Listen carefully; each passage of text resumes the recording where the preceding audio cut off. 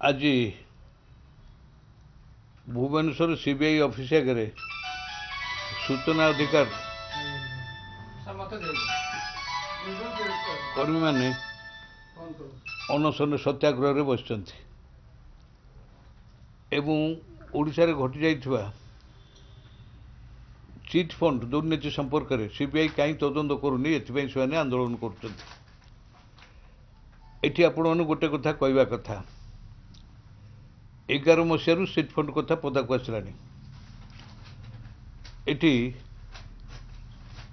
केवल सी शोर प्रशांत दास स्वीकार कर 550 कोटी टंका से विभिन्न राजनीतिक व्यक्तिविशेष को देइछन्ति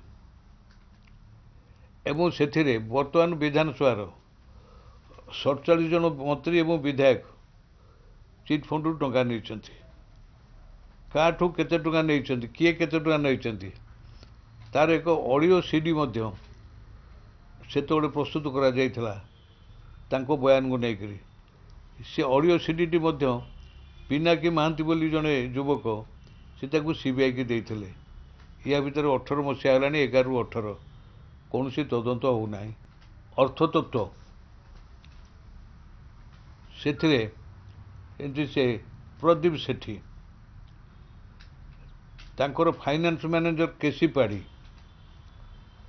एवं ताका अकाउंट रू कहा को टंका ट्रांसफर होती सी कथा आलोक जेना जो सीबीआई विरुद्ध गोटे पब्लिक इंटरेस्ट लिटिगेशन मकदमा सुप्रीम कोर्ट रे सब डिटेल दिखाई कौन कार्यानुष्ठान होना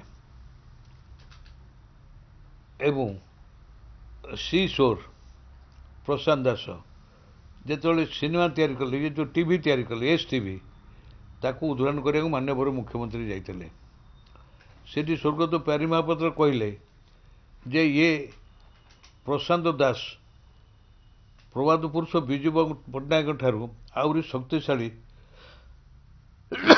नेता ही बाहर भविष्य में मुख्यमंत्री ताली माइले water sports Biju Patnaik park सामने जो महानदी घाट दिगला से मुख्यमंत्री जाई अर्पण लोकार्पण करते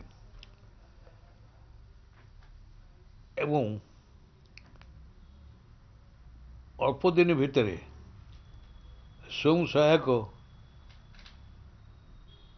सेल्फ हेल्प सोसाइटी केंद्र सरकार कले ये सोरामपाड़ी मंत्री थे सी केंद्र सरकार अनुरूप ये एनाक्टमेंट कले एवं से सेल्फ हेल्प कोऑपरेटिव सोसाइटी जरिया गोटे वर्ष रे महाराष्ट्र तले 60,000 युवक युवती आत्मनियुक्ति पाई पारे ओडिशा रे 60,000 20,000 लोक चिट फंड द्वारा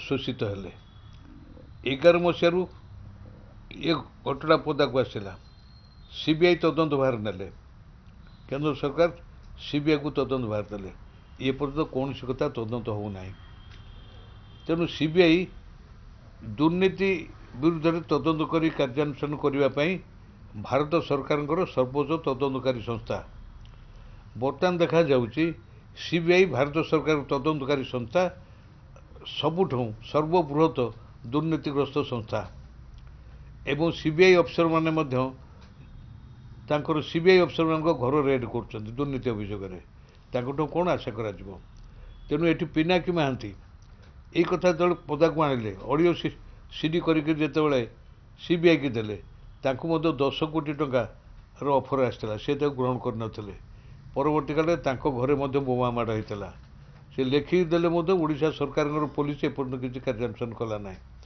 एवं एवं नुआ नुआ चिट फंड संस्था आसुँच प्रिभेंट प्रतिरोध करा सतरे जमी ओडिशा सरकार ये चिट फंड वाला सहित मधुचंद्रिका जापन कर सरकार क्राइम ब्रांच दंडगिरी माछ धरने जो व्यस्त होती बालिया माछ आगे खसिकी जाऊँ किसी करूना ये एक अद्भुत शासन चलती तेणु ये चिट फंड दुर्नीति ताकू पदा को आने सूचना अधिकार कर्मी मैंने जो आंदोलन कर ଆକୁ ବ୍ୟାପକତର କରାଯିବ ଏବଂ ଓଡ଼ିଶା ସରକାରଙ୍କ ମୁଖା ଖୋଲାଯିବ।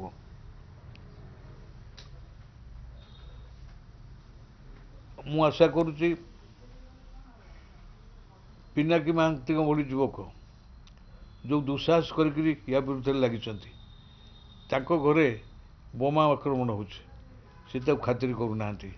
ଏଇଭଳି ଯଦି କିଛି ଯୁବକ ବାହାରନ୍ତି ଏବଂ ଏଇଭଳି ଯଦି ଆମର ଗଣମାଧ୍ୟମର ବନ୍ଧୁମାନେ ସଂକଳ୍ପବଦ୍ଧ ଭାବରେ ଦୁର୍ନୀତିର ମୂଳୋତ୍ପାଟନ କରିବା ପାଇଁ କିଛି କହନ୍ତେ, ହୁଏତ ଓଡ଼ିଶାରେ କିଛି ଜନଜାଗରଣ ସୃଷ୍ଟି ହୁଅନ୍ତା। ଜନମତକୁ ଚାପି ଦିଆଯାଉଛି ଏବଂ ସେଥିପାଇଁ ଅପର୍ଯ୍ୟାପ୍ତ ଅର୍ଥ ବ୍ୟୟ କରାଯାଉଛି। ଏ ବଡ଼ ଦୁର୍ଭାଗ୍ୟଜନକ କଥା। ତେଣୁ ଚିଟ୍ ଫଣ୍ଡ ତଦନ୍ତକୁ ଯଦି ସେ ବ୍ୟାପକତର ନ କରାଯାଉଛି, ତାହେଲେ ରାଜ୍ୟ ସରକାର ସେ ବିଷୟରେ କେନ୍ଦ୍ର ସରକାରଙ୍କ ପାଖରେ ଆପତ୍ତି କରନ୍ତୁ ଏବଂ କେନ୍ଦ୍ର ସରକାରଙ୍କୁ କୁହନ୍ତୁ ଯେ ସିବିଆଇ କଥା ଦୁର୍ନୀତି କରୁଛି, ଆମ ରାଜ୍ୟରେ ଯେଉଁ ଦୁର୍ନୀତି ହେଉଛି ସିବିଆଇ ତାକୁ ଘଣ୍ଟ ଘୋଡ଼ଉଛି। ଏ କଥା ଯଦି କହନ୍ତେ ରାଜ୍ୟ ସରକାରଙ୍କର ସ୍ୱଚ୍ଛତା ମଧ୍ୟ ପ୍ରକାଶ ପାଆନ୍ତା। କିନ୍ତୁ ସିବିଆଇ ଅଫିସର ବଡ଼ ଅଫିସରମାନଙ୍କ ସହିତ ସଲାହ ସୁତରା କରି ରାଜ୍ୟ ସରକାର ଯେଉଁ 47 ଜଣ ବିଧାୟକ ଏବଂ ମନ୍ତ୍ରୀମାନଙ୍କର ନାଁ ଅଡ଼ିଓ ସିଡ଼ିରେ ଅଛି, ସେମାନଙ୍କୁ କିଛି ହେଲେ କାର୍ଯ୍ୟାନୁଷ୍ଠାନ କରୁନାହାନ୍ତି। ତେଣୁ ଦୁର୍ନୀତିଗ୍ରସ୍ତ ଲୋକମାନଙ୍କ ଗହଣରେ ମୁଖ୍ୟମନ୍ତ୍ରୀ ବର୍ତ୍ତମାନ ନାୟକ ସାଜିଛନ୍ତି ଏବଂ ଯିଏ ଦୁର୍ନୀତି କଥା କହୁଛି ବିରୁଦ୍ଧରେ କହୁଛି ତାକୁ ଶାସ୍ତି ଦେଉଛନ୍ତି, ଯିଏ ଦୁର୍ନୀତି କରୁଛନ୍ତି ତାକୁ ସେ ସୁରକ୍ଷା ଦେଉଛନ୍ତି। ଯେମିତି ଯେଉଁମାନେ ଏ ସରକାରରେ ଧର୍ଷିତାକୁ ଆତ୍ମହତ୍ୟା କରିବାକୁ ବାଧ୍ୟ କରାଯାଉଛି, ଧର୍ଷଣକାରୀକୁ ସୁରକ୍ଷା ଦେବା ପାଇଁ ଆଇନକୁ ମଧ୍ୟ ବଦଳି ଦିଆଯାଉଛି। ଇଏ ଏକ ଦୁର୍ଭାଗ୍ୟଜନକ ଅବସ୍ଥାରେ ବର୍ତ୍ତମାନ ଓଡ଼ିଶାର ସ୍ଥିତି।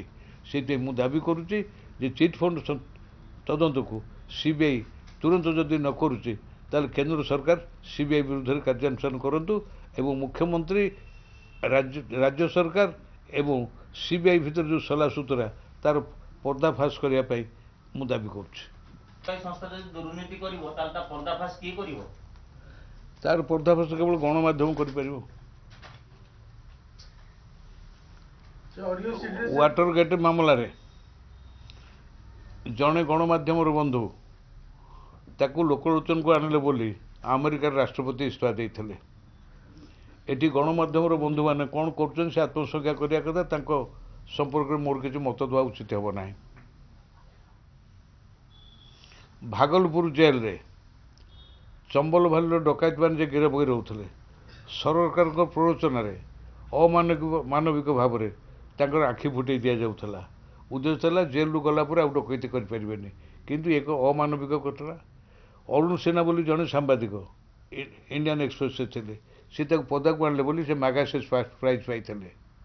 ତେଣୁ ସେଇ ଓଡ଼ିଶାରେ ଯାହା ସବୁ ଘଟୁଛି, କୌଣସି ଗଣମାଧ୍ୟମର ବନ୍ଧୁମାନଙ୍କୁ ମୋର କହିବା କଥା, ସେମାନେ ଯଦି ଦାୟିତ୍ୱବୋଧର ସହିତ ସଂକଳ୍ପବୋଧର ସହିତ ରାଜ୍ୟବାସୀଙ୍କର ସ୍ୱାର୍ଥ ସାଧନ ପାଇଁ ଯଦି କିଛି କରନ୍ତେ ଖୁବ୍ ଭଲ ହୁଅନ୍ତା। ସେ କରୁଛନ୍ତି କି ନାହିଁ ସେମାନେ ଜାଣିଥିବେ, ତାଙ୍କ ବିରୁଦ୍ଧରେ ମୋର କିଛି କହିବାର ନାହିଁ।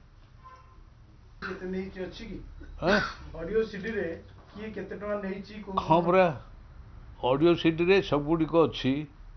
ଏ କଥା କିଏ କହିଛି ନା ଯିଏ ଟଙ୍କା ଦେଇଛନ୍ତି ଚିଟ୍ ଫଣ୍ଡ ବାଲା ସେଇମାନଙ୍କ ମୁହଁରୁ ବାହାରିଛି।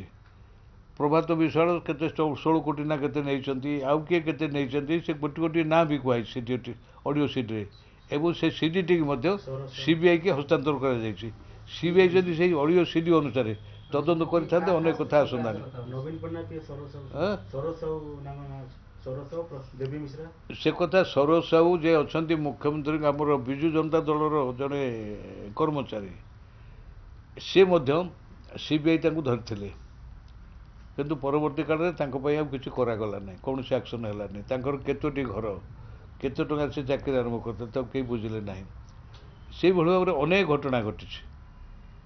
ସରୋଜ ସାହୁ ଖାଲି ନୁହନ୍ତି, ଯେମିତି ପ୍ରଭାତ ବିଶ୍ୱାଳଙ୍କ କଥା, ଆହୁରି ଅନେକ ଲୋକ ଅଛନ୍ତି ସେମାନଙ୍କ ସମ୍ପର୍କରେ କୁହାଯାଇଛି। କେତେଜଣ ମନ୍ତ୍ରୀ ଅଛନ୍ତି, କେତେଜଣ ବିଧାୟକ ଅଛନ୍ତି, ତାଙ୍କୁ ମଧ୍ୟ ସିବିଆଇ ନୋଟିସ୍ କରିଛି। ସିବିଆଇ ନୋଟିସ୍ କଲା ପରେ ଚୁପଚାପ ବସିଛନ୍ତି, ଆଉ କିଛି ହେଉନି। କେବଳ ଜଣେ ବ୍ୟକ୍ତିକୁ ଗିରଫ କରିଥିଲେ, ସେ ହେଉଛନ୍ତି ପ୍ରଭାତ ତ୍ରିପାଠୀ। ଯେ ପ୍ରଭାତ ତ୍ରିପାଠୀ ବେଲ୍ରେ ଆସିଲା ପରେ ତାଙ୍କ କେସ୍ଟି ବର୍ତ୍ତମାନ ସୁପ୍ରିମକୋର୍ଟରେ ଚାଲିଛି।